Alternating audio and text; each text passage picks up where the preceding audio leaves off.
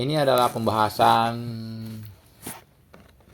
kelima dari kelas kontrol untuk persiapan OSN. Kita coba ulangi kembali. Di teras rumah terdapat kursi kayu dan kursi besi. Pada tengah malam yang dingin, kursi besi terasa lebih dingin dari kursi kayu karena A. Temperatur kursi besi kurang dari temperatur kursi kayu. Nah, ini salah.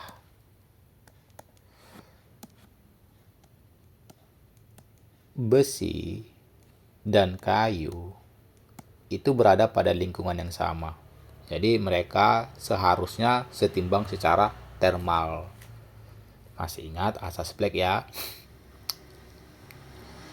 Jadi ketika dikatakan mereka setimbang secara termal, suhu besi itu harus sama dengan suhu kayu.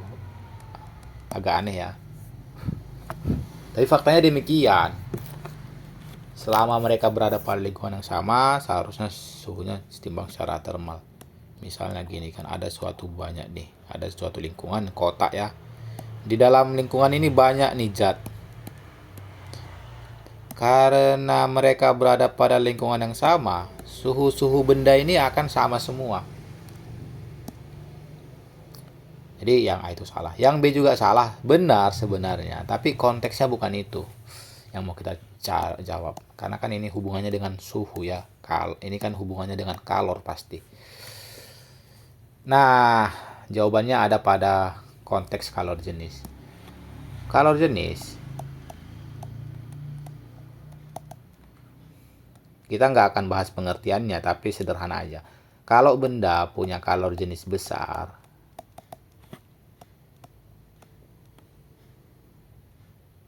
itu benda itu susah panas dianya.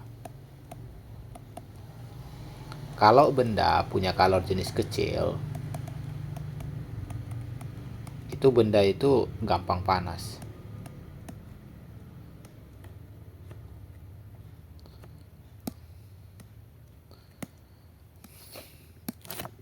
Ini gampang panas.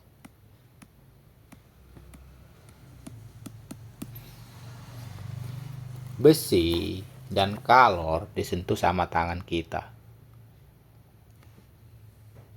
Gambarnya bagus banget.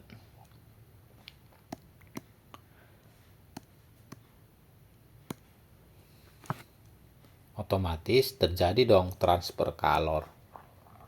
Nah, transfer kalor saat dibilang suatu zat melepas kalor, maka suhunya itu akan mengecil atau terasa lebih dingin. Terasa dingin. Saat suatu zat dikatakan menerima kalor, maka suhunya akan lebih panas atau naik. Di sini tangan kita menyentuh besi dan kayu. Sama-sama terasa dingin, tapi lebih terasa dingin. Lebih dingin itu ketika tangan kita menyentuh besi. Jadi tangan kita sama-sama mentransfer kalor. Nah, kalor yang mereka transfer itu sama, baik ketika dia menyentuh besi maupun ketika dia menyentuh kayu.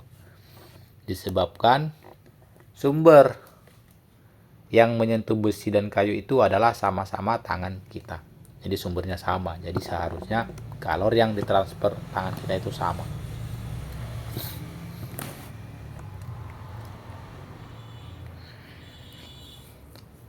Ketika menyentuh besi, tangan kita terasa lebih dingin.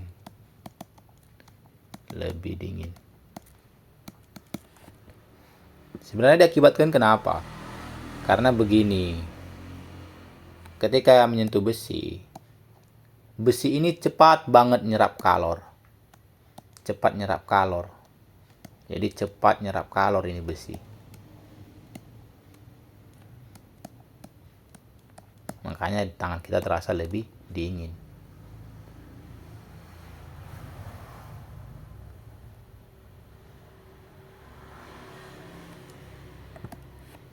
Cepat dia nyerap kalor, otomatis dia akan gampang panas. Ya kan? Memang udah jelas tadi ya. Ketika suatu zat menyerap kalor, dia makin panas. Tapi kalau dia cepat nyerap kalor, yang lebih gampang panas. Nah, jadi sebenarnya kalor jenis besi ini lebih kecil daripada kalor jenis si kayu. Si kayu itu nyerap kalornya sama jumlah kalornya.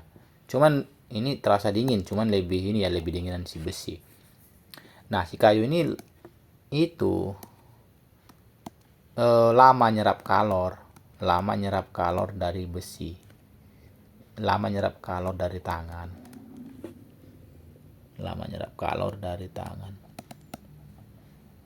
sehingga si kayunya susah panas, yang dimana itu kalor jenisnya besar. Jadi jawabannya apa? Jadi jawabannya adalah D. Pertanyaannya kan tambahan, siapa tahu penasaran ya. Suhu akhir mereka gimana, Kak? Antara besi dan kayu ketika menyentuh tangan. Iya, suhu akhirnya akan sama. Jadi misalnya suhu akhir si besi itu 20 derajat Celcius, ya suhu akhir si kayu itu 20 derajat Celcius. Perbedaannya itu cuman di si besi itu cepat nyerap kalor, si kayu itu lama nyerap kalor. Kok bisa? Karena memang si besi itu kalor jenisnya kecil, gampang panas, jadi dia cepat nyerap kalor. Jadi kalau dibilang kalor jenis kecil itu dia cepat nyerap kalor. Kalau dibilang kalor jenis besar itu ya dia lama nyerap kalor. Kembali ke sini, kenapa bisa suhu akhir mereka sama? Pertama, kalor yang mereka serap itu sama jumlahnya, karena sumber kalornya sama. Yang kedua, suhu awalnya sama. Jadi kalau kita masukkan ke kesetimbangan termal, seharusnya suhu akhir mereka sama. Gitu. Oke, cukup.